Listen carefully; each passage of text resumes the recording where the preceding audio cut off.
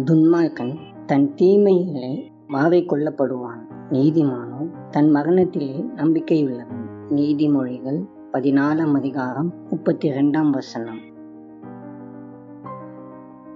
இந்த உலகம் மரணத்தைக் கண்டு அஞ்சுகிறது, ஏனெனில் அது எல்லாவற்றின் முடிவு என்று உலகம் நினைக்கிறது. ஆனால் தேவனுடைய பிள்ளைகளாகிய நமக்கு மரணம் என்பது ஒரு முடிவல்ல, அது நித்திய வாழ்வின் துவக்கம். தேவனை அறியாமல் தன் இஷ்டத்தின்படி வாழ்கிற துன்மார்க்கன் தான் செய்கிற தீமையினாலே அழுகிறான்.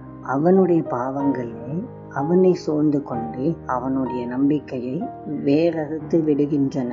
இயேசு கிறிஸ்துவை ஏற்றுக்கொண்டு நீதிமானாய் வாழ்கிற ஒருவனுடைய வாழ்க்கை முற்றிலும் வித்தியாசமானது.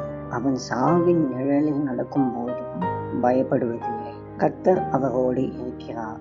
நீதிமானுக்கு மரணத்திலேயும் ஒரு பெரிய நம்பிக்கை இருக்கிறது.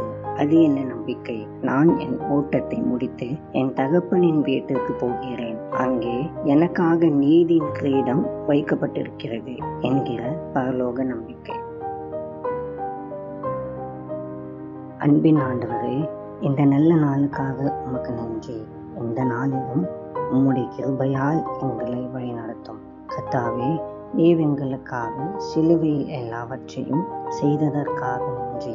முக்கியமாக நீர் எங்கள் மரண பயத்தையும் சிலுவையில் ஜெயித்தீர் என்பதை நாங்கள் நம்புகிறோம்.